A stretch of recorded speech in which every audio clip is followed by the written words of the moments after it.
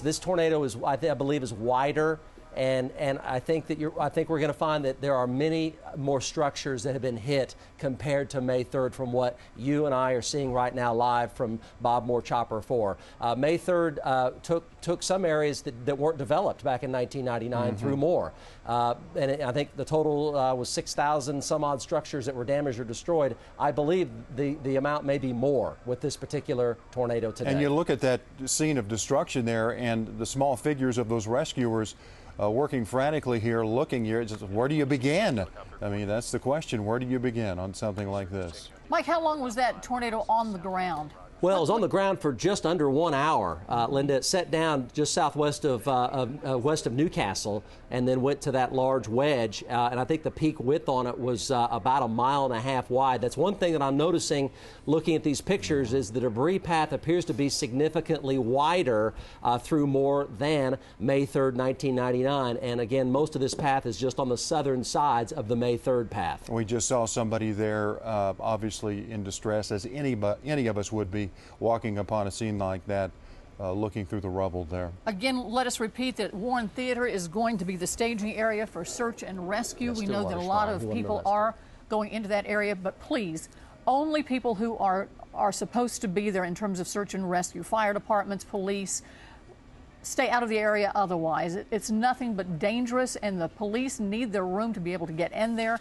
and try to save anybody who may be in that debris. And that, of course, right now is their utmost importance. And again, we're looking at the Plaza Towers School, is what we're being told that is. We do not know if the kids were in there or not.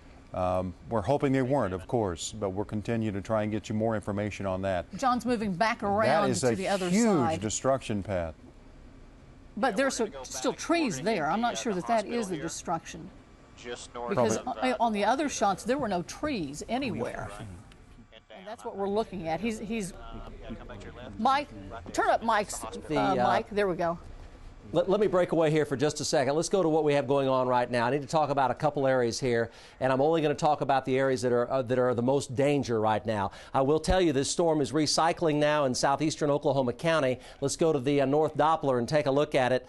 Tornado warning does continue. It's south of Hera right now, and to the southwest of McLeod. It's recycling. This is the same storm. Still has a tornado warning on it, and the hook now is right on I-40, and it is heading for the area near the Fire Lake Casino again, McLeod, Hera, and up toward Meeker and Prague and Dale and North Shawnee. Hook here still with a tornado warning in effect. That storm is still very dangerous and may put down an additional large tornado as it comes through southeast Oklahoma County, to northern Pottawatomie County, and southern Lincoln County. Back to you. All right, Mike, we have some urgent requests coming from emergency officials in the Moore area. You see the destruction there. They are trying to get people in there.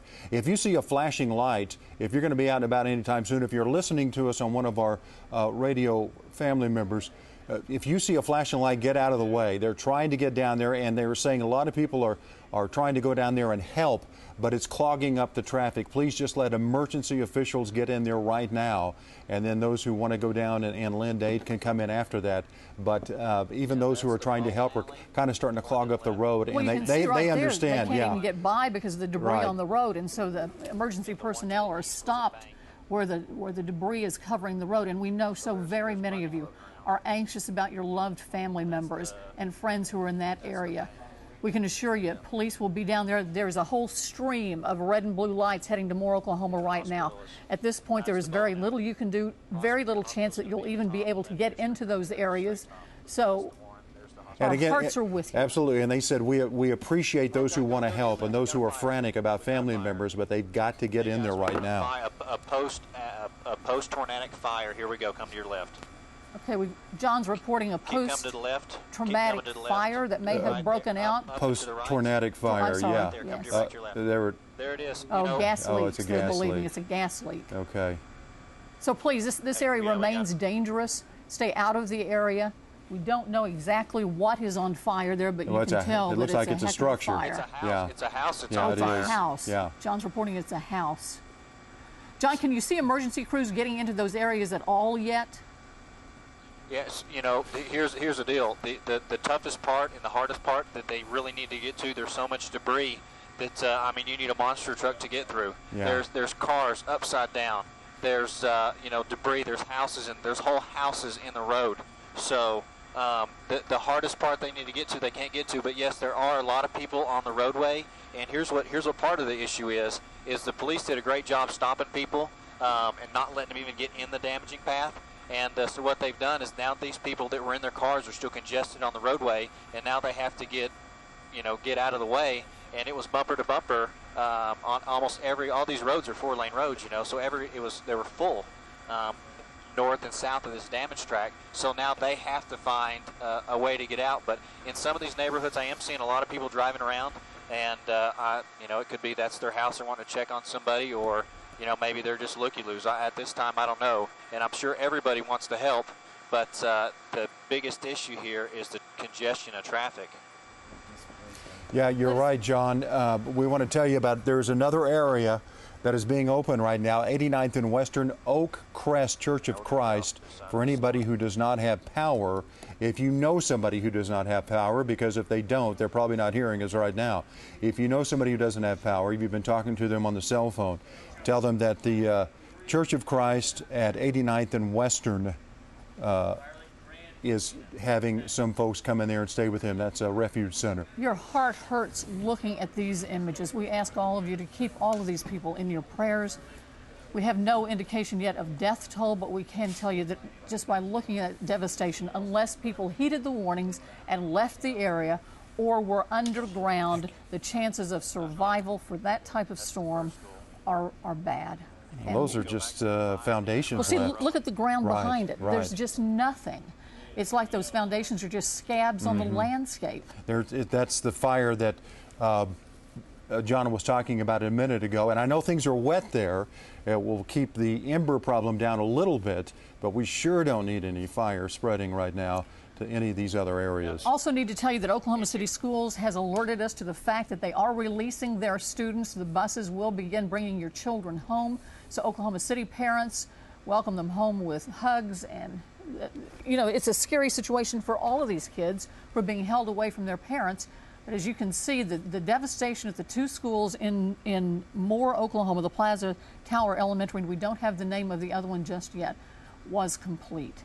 So we have our fingers crossed that those kids were somehow protected or were already gone from the scene. But we do have rescue crews going through the areas right now looking for those who may have survived.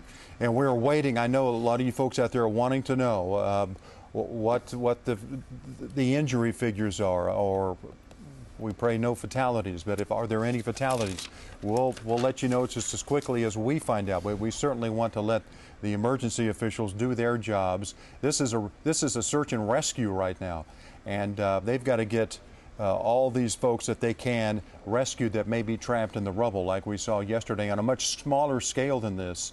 But what they were doing yesterday. John, you did a great job just a few minutes ago for those folks who are just now joining us of moving down the tornado path. Can you do that one more time so that people who are familiar with the Moore area can see where that storm went and what it did? And you are so good about this area because you live down there.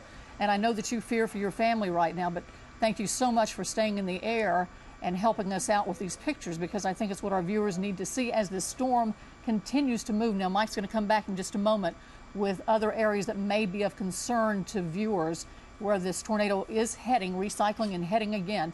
But if you'll take us back to where the tornado entered Moore and show us what you see and describe it again for us, I think that would be priceless. And you might give us a cross streets too, John.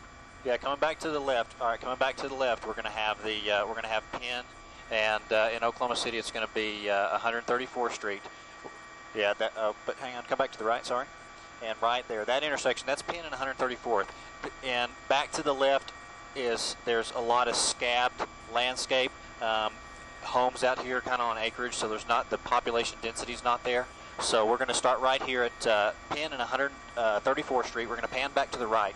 So in Moore, this is going to be 4th Street for you guys we're fixing to come into. And as you can see, all of the houses right here, primarily roof damage. Just to the north of that, as you can see, right there, there used to be, I'm drawing a blank here because I'm not used to seeing it without anything. Oh my I believe gosh. there's a convenience store right there, and then just in the north side of that oval track, that's at the Orr family farm.